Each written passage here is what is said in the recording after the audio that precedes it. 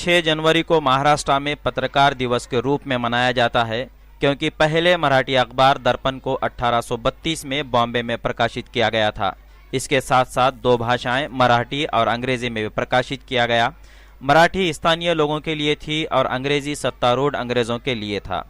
अखबार उस समय भारत में एक नया विचार था, इसलिए शुरुआत में बहुत कम ग्राहक थे, लेकिन धीरे धीरे लोगों ने इसकी सराहना की और इसमें वृद्धि आई।